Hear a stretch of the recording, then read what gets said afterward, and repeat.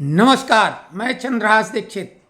इससे पहले भी बड़े से बड़े पत्रकार, अखबार, न्यूज़ चैनल को खुली चुनौती दे चुका हूं कि आएं और हमसे बात करें, क्योंकि विशुद्ध रूप से ये धंधेबाज हैं। खबरों को तोड़ मरोड़ के और एक नैरेटिव सेट करते हैं, झूठी बातें इस ढंग से प्रस्तुत करते हैं कि अच्छे से अच्छा जानकार पढ़ा लिखा व्यक्ति भी भ्रमित हो जाए। लेकिन हमने सीधी चुनौती प्रस्तुत की, लेकिन कोई भी किसी ने चूं चपड़ तक नहीं की। इसके अलावा आज जो चर्चा चल रही है भगवा आतंक, सैफरन टेरर को लेके, और विशेषकर जब मालेगांव में जो लोग मारे गए थे उनके नाम पर जो भगवा आतंकवाद सबसे पहले गढ़ा गया और उसमें हिंदूवादी नेताओं को अरेस्ट किया गया, उनको अमानवीय प्रताड़ना दी गई और वो अंततः जब छूट गए तो जाके ये कहा गया कि नहीं, भगवा आतंकवाद नहीं होता है। लेकिन हम थोड़ा सा इस बारे में भी बताएंगे कि भगवा आतंकवाद कहाँ से शुरू हुआ, क्यों शुरू हुआ, किसने शुरू किया और इसकी यात्रा क्या रही, और ये यात्रा क्या यहीं पे ख़त्म हो गई या ये रुकेगी नहीं। तो देखिए, मामला हम शुरू करें कि इस सब के पीछे एक विदेशी नागरिक था जो कि अब रजिस्टर्ड नागरिक बन गया, और वो स्वनामधन है सोनिया गांधी।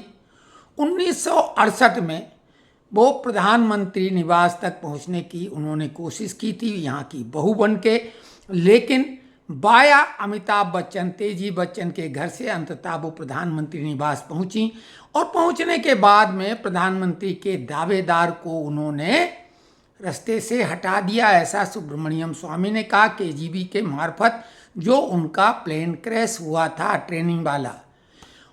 तो उसके बाद जब रास्ता क्लियर हो गई तब जाके 1983 में उन्होंने भारत की नागरिकता ली। रजिस्टर्ड नागरिक हैं वो। 15 साल तक प्रधानमंत्री निवास में वो एक विदेशी महिला ही रही, और जिसके किस किस से कैसे संबंध थे, चूंकि ये विदेशी मीडिया को बहुत मानते हैं, तो केजीबी, सीआईए और आईएसआई का तो बिल्कुल अभी हाल में चैलेंजिंग वे में बांग्लादेश के एक खोजी पत्रकार ने आरोप लगाया, तथ्यों के साथ चुनौती दे के, कि अगर दम है तो हमसे बात करें। उन्होंने राहुल गांधी को भी राजीव गांधी का बेटा नहीं कहा है, बहुत कुछ उन्होंने कहा है। और सोनिया गांधी के बारे में तो ऐसा बोला है कि वो केवल उससे मुंह छुपा सकती, जवाब देने की हिम्मत नहीं। तो आप सोचो सिलसिला कैसा शुरू होता है।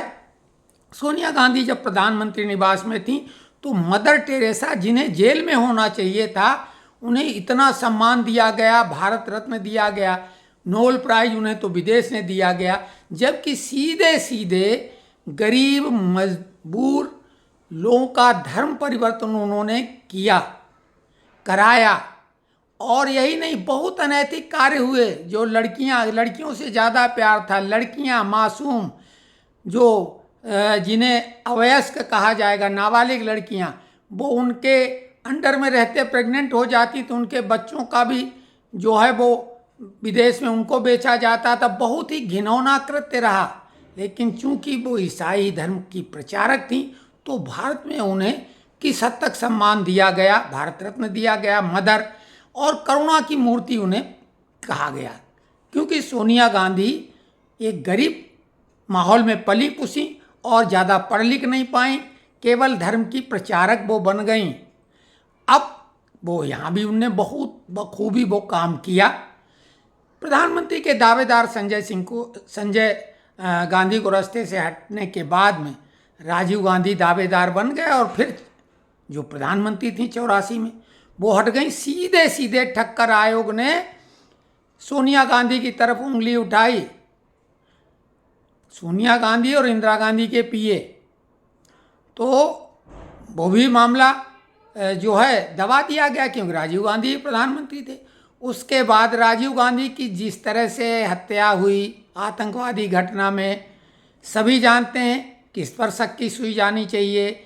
और कोई महिला होती उनकी जगह तो इन 3 केसों में पुलिस उनसे पूछताछ करती और अंततः वो अंदर जाती। हमारी बात को अगर गलत ठहराएं तो सुब्रमण्यम स्वामी ये बात कह रहे हैं, और अगर इनमें दम है तो नार्को पॉलीग्राफ टेस्ट करवाएं अगर दम है, क्योंकि ये आरोप तो सार्वजनिक रूप से विदेशी मीडिया में भी, और सुब्रमण्यम स्वामी जिनको ये बहुत ऑथेंटिक मानते हैं उनने तो ये लगाई आरोप है। तो अब ईसाई धर्म की ये प्रचारक थी बचपन से लेके, और उसी नाते ये प्रधानमंत्री आवास पहुंची, उन्होंने वो काम भी किया। लेकिन 22 जनवरी 1999 को उड़ीसा के क्योंझर जिले के मनोहरपुर गांव में ऑस्ट्रेलियन पादरी फादर ग्राहम स्टेन्स और उनके 2 मासूम बच्चे थे, टिमोथी 10 साल का और फिलिप 6 साल की, उसको कार में जला दिया लोगों ने, उग्र भीड़ ने। और वो आरोप दारा सिंह पे, बजरंग दल के कार्यकर्ता पे लगा, और उसको पहले तो सजाए मौत हुई थी, बाद में उम्र कैद में वो सजा बदल गई। वहीं पर से सोनिया गांधी ने कसम खाई थी, उस समय कुछ अखबारों में बात आई थी, लोग तो भूल जाते हैं, कि हिंदू आतंकवादी, और उन्होंने फिर हिंदू आतंकवाद यानी सेफरन टेरर, भगवा आतंकवाद की व्यूह रचना शुरू की कि इसको हम डिक्लेयर करके मानेंगे। 2006 में मालेगांव बम ब्लास्ट होता है कब्रिस्तान में, मस्जिद से लगा हुआ, और उसमें 45 लोग मारे जाते हैं और 125 लोग घायल होते हैं। सिमी के लोग पकड़े गए, लेकिन बाद में उन्हें छोड़ दिया गया। 2008 में मस्जिद में फिर से धमाका होता मोटरसाइकिल के थ्रू, ऐसा कहा गया, और वो मोटरसाइकिल प्रज्ञा ठाकुर की बताई गई थी, उन्हें अरेस्ट किया गया, और 2006 वाला बम विस्फोट भी इनके ऊपर लागू कर दिया गया। इसमें तमाम जो पकड़े गए हिंदूवादी नेता, और उनको जो प्रज्ञा ठाकुर एक महिला जिनको किस हद तक प्रताड़ना दी गई, और जो शहीद कहते लोग नहीं थकते, हेमंत करकरे, अरे एक महिला के साथ, भले वो आतंकवादी थी, उसके साथ अमानवीय अत्याचार, मारपीट और अश्लीलता जो की गई, वो किस कानून के तहत की गई? दिग्विजय सिंह के डायरेक्शन में। वो एटीएस के चीफ थे, और मुंबई 26/11 वाले में वो मारे गए, जबकि 26/11 मुंबई हमला भी यही हिंदू टेरर को पक्का करने के लिए, जितने भी वो 10 आतंकवादी आए थे सब हिंदू पहचान पत्र बना के और कलाबा बांध के आए थे। और बॉम्बे में रेकी करने के समय लोकल लोगों का सहयोग था, महेश भट्ट का लड़का खुल के था डेविड के साथ में। लेकिन हम यहाँ पे भाजपा सरकार के लिए कहेंगे कि सोनिया गांधी को जो केजरीवाल ने हिम्मत जुटाई थी कि सोनिया गांधी को अरेस्ट करके इसकी पूछताछ होना चाहिए पुलिसिया अंदाज में, तो सब कुछ भ्रष्टाचार खुल जाएगा। भ्रष्टाचार नहीं, ये जो कई हत्याएं हुई हैं वो उनका भी राज खुल जाएगा। लेकिन भाजपा क्यों इतनी रियायत कर रही? वाजपेयी ने भी राहुल को छुड़वा दिया था, नहीं जेल में अमेरिका में सड़ रहे होते। ये इतनी उदारमना भाजपा क्यों हो जाती है ऐसे लोगों के लिए? क्योंकि ये जो 26/11 की किताब लिखी गई उसके अनुसार उसके टारगेट में मोदी थे, मोदी को उसमें बनाया गया। और ये जो मालेगांव वाला मामला था, इसमें योगी आदित्यनाथ, उमा भारती, इनको भी निशाने पे लिया गया था।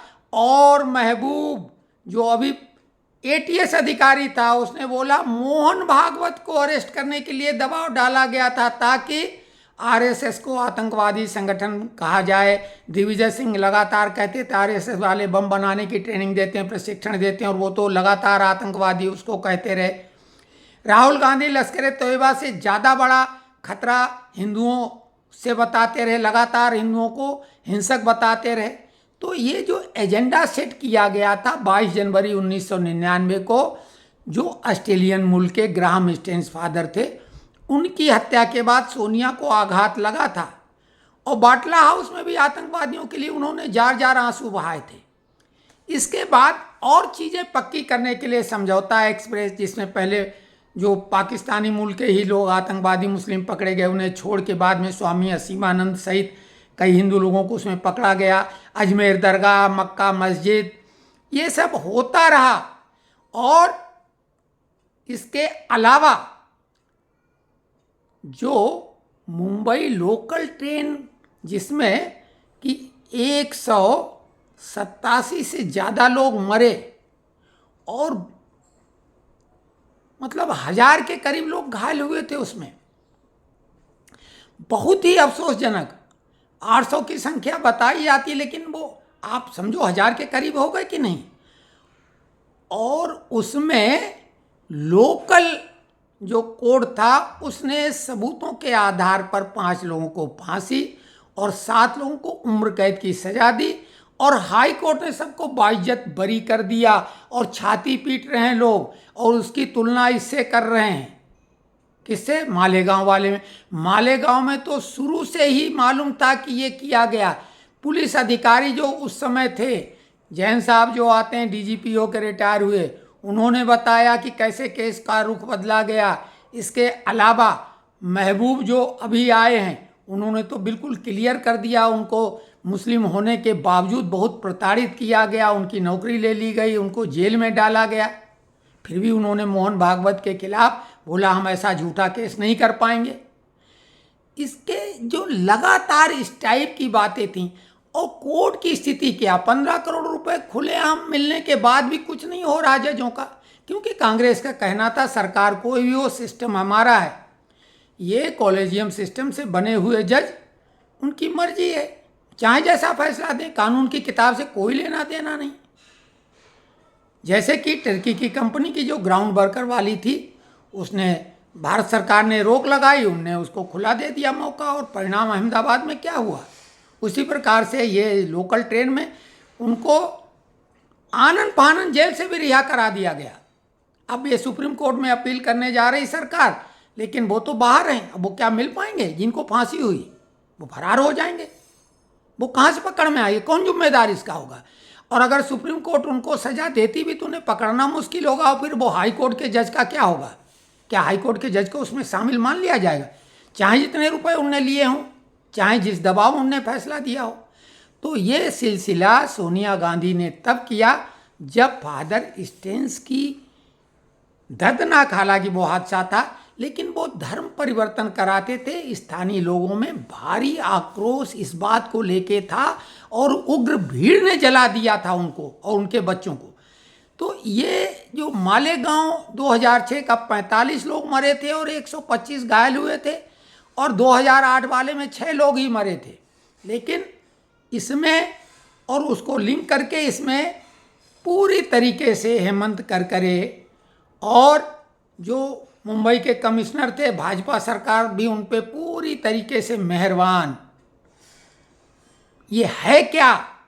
भाजपा सरकार, भाई जब मोहन भागवत, मोदी, अमित शाह, योगी आदित्यनाथ, उमा भारती, इन जैसे लोगों को अंदर आतंकवाद के मामले में करने के वो स्कीम बना चुकी थी, तो इस आखिरकार इसका अंत कैसे होगा? षड्यंत्रकारी के लिए कोई सजा है ही नहीं। सोनिया गांधी को क्यों नहीं अरेस्ट किया जा रहा?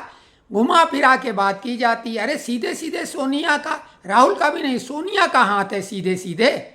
तो सोनिया गांधी को इस मामले में जो मालेगांव वाला था, जो उन्होंने षड्यंत्र रचा, और 26/11 वाला भी हेमंत करकरे को सही धरे, एक महिला को किस तरीके से प्रताड़ित किया, प्रताड़ना दी।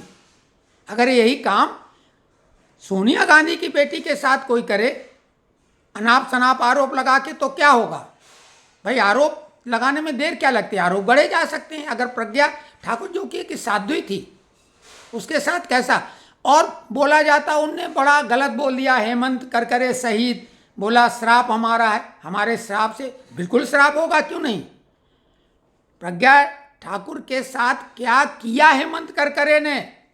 दिग्विजय सिंह के उनके खुल के संबंध आए। वो कसाब को मारने के लिए गया था कि कहीं कोई जिंदा न पकड़ में जाए। वो तो तुकाराम हवलदार की वजह से वो जिंदा पकड़ में आ गया, नहीं तो वो तो हेमंत करकरे उसको मारने जा रहे थे, उसी ने ठोक दिया। तो सही बात करने में भी लोग डर रहे हैं, वो मराठी या कोई हो। राज ठाकरे खुली गुंडागर्दी कर रहे हैं, शिवसेना के वो जो मनसे के, कोई कुछ नहीं बोल रहा, भाजपा की सरकार है। ऐसा क्यों है भाई? बंगाल में लोग मारे जाए तो भाजपा ही इसकी दोषी है। और ये ध्यान रखो मोहम्मद गौरी की तरह कि 16 बार हारने के बाद पृथ्वीराज चौहान माफ करते रहे, उनकी डिक्शनरी में रियायत नहीं है। पिछले चुनाव में किसी तरीके से बच गए, क्योंकि जिस तरीके के बड़े बड़े वायदे किए और जैसे वोट बटोरे, हमने ही केवल कहा था कि दक्षिण भारत भाजपा की सरकार बनाएगा, क्योंकि श्री राम मंदिर का प्रभाव दक्षिण भारत में होगा, और वही हुआ। नहीं तो जहां मंदिर बना था उत्तर प्रदेश में, वहां तो भाजपा हार गई।